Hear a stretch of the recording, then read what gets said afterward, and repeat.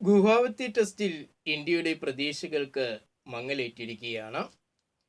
ഇന്ത്യയും ദക്ഷിണാഫ്രിക്കയും തമ്മിൽ നടക്കുന്ന 2 മത്സരങ്ങൾ അടങ്ങുന്ന ടെസ്റ്റ് പരമ്പരയിലെ രണ്ടാമത്തെയും അവസാനത്തെയും ടെസ്റ്റ് മത്സരമാണിപ്പോൾ ഗുവാഹത്തിയിൽ തുടർന്നുകൊണ്ടിരിക്കുന്നത്.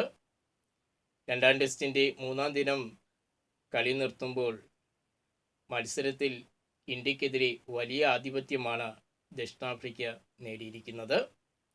നമുക്കറിയാം, ആദ്യ ടെസ്റ്റിൽ ഇന്ത്യ ദക്ഷിണാഫ്രിക്കയ്ക്ക് മുമ്പിൽ പരാജയപ്പെട്ടു. അവർ 1-0 പരമ്പരയിൽ ലീഡ് നേടി നിൽക്കുകയാണ്. ആ ഒരു സമയം ഇന്ത്യ രണ്ടാം ടെസ്റ്റിൽ മികച്ചൊരു മടങ്ങിവരവ് നടത്തുമെന്നാണ് നമ്മളെല്ലാവരും ഏറെ പ്രതീക്ഷിച്ചിരുന്നത്. എന്നാൽ രണ്ടാം ടെസ്റ്റിൻ്റെ 3-ാം ദിനം പിന്നിട്ട് കഴിഞ്ഞിട്ടും ആ ഒരു മടങ്ങിവരവിൻ്റെ യാതൊരു ലക്ഷണവും ഇന്ത്യയുടെ ഭാഗത്തു നിന്ന് നമുക്ക് കാണാൻ കഴിയുന്നില്ല. ദക്ഷിണാഫ്രിക്ക ഇപ്പോൾ ഇന്ത്യക്കെതിരെ ബാറ്റിങ്ങിലും ബൗളിങ്ങിലും വലിയ ആധിപത്യമാണ് അവർ നേടിയിരിക്കുന്നത്. ആദ്യം ബാറ്റ് ചെയ്ത ദക്ഷിണാഫ്രിക്ക ഇന്ത്യക്കെതിരെ കൂറ്റൻ സ്കോറാണ് നേടിയത്. 489 റൺസ് അവർ നേടി. അതും ദക്ഷിണാഫ്രിക്കയുടെ വാലറ്റത്ത് ചെറുത്തുനിൽപ്പായിരുന്നു ദക്ഷിണാഫ്രിക്കയ്ക്ക് ഇന്ത്യക്കെതിരെ ഈ ഒരു കൂറ്റൻ സ്കോർ നേടാൻ സഹായിച്ചത്. അവരുടെ ബൗളർമാരായ മുത്തുസ്വാമിയും മാർക്കോ ജാൻസനും മികച്ച ബാറ്റിംഗ് പ്രകടനം കാഴ്ചവെച്ചു. മുത്തുസ്വാമി ഇന്ത്യക്കെതിരെ സെഞ്ചുറി നേടി. 109 റൺസ് താരം നേടിയപ്പോൾ മാർക്കോ ജാൻസൺ 93 റൺസാണ് നേടിയത്.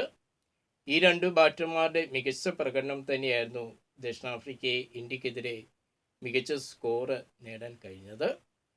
എന്നാൽ മറുപടി ബാറ്റിംഗിന് ഇറങ്ങിയ ഇന്ത്യയുടെ ബാറ്റിംഗ് നിര തകർന്നടിയുന്ന കാഴ്ചയാണ് 3-ാം ദിനം കണ്ടത്.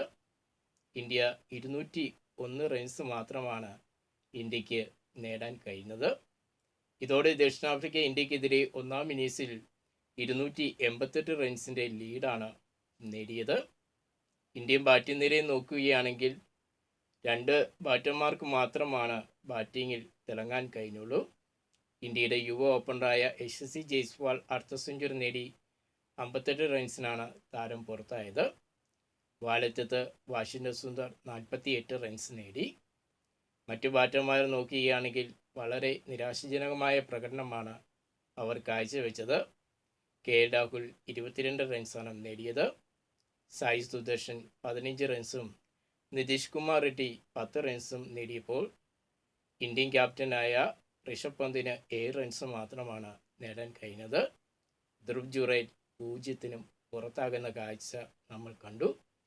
എന്തായാലും വമ്പൻ ബാറ്റിംഗ് തകർച്ചതിനെ നേരിട്ട് ഇന്ത്യ വെറും 201 റൺസിനാണ് 1-ാം ഇന്നിംഗ്സിൽ അവസാനിച്ചിരിക്കുന്നത്. എന്നാൽ 2-ാം ഇന്നിംഗ്സ് ബാറ്റിംഗ് ആരംഭിച്ച ദക്ഷിണാഫ്രിക്ക 3-ാം ദിനം ഇന്ന് കളി നിർത്തിയപ്പോൾ വിക്കറ്റൊന്നും നഷ്ടമാകാതെ അവർ 26 റൺസ് നേടിയിട്ടുണ്ട്.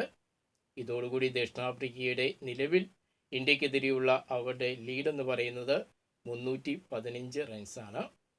ഇനി നമ്മൾ എടുത്തു പറയേണ്ടത് മാർക്കോ ജാൻസന്റെ ഓൾറൗണ്ട് പ്രകടനമാണ്.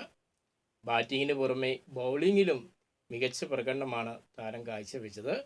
ബാറ്റിങ്ങിൽ 93 റൺസ് നേടിയപ്പോൾ ബൗളിങ്ങിൽ താരം ഇന്ത്യയുടെ 6 വിക്കറ്റുകളാണ് നേടിയിരിക്കുന്നത്. ഇനി മത്സരം അവസാനിക്കാൻ 2 ദിവസങ്ങൾ മാത്രമാണ് ബാക്കിയുള്ളത്. ഇന്ത്യക്ക് മത്സരത്തിലേക്ക് മടങ്ങി വരാനുള്ള അവസരം മുമ്പിലുണ്ട്.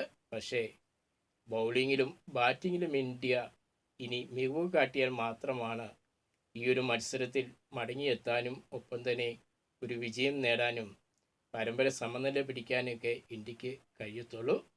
പക്ഷേ അത് എത്രത്തോളം ഇന്ത്യക്ക് സാധ്യമാകും എന്നുള്ളതാണ് നമ്മുടെ മുമ്പിലുള്ള വലിയൊരു ചോദ്യചിഹ്നമായി നിൽക്കുന്നത്. എന്തായാലും ഇന്ത്യൻ ക്രിക്കറ്റ് ടീമിനെ കുറിച്ചുള്ള കൂടുതൽ വാർത്തകളും വിശേഷങ്ങളുമായിട്ട് നമുക്കിനി അടുത്ത വീഡിയോയിൽ കാണാം.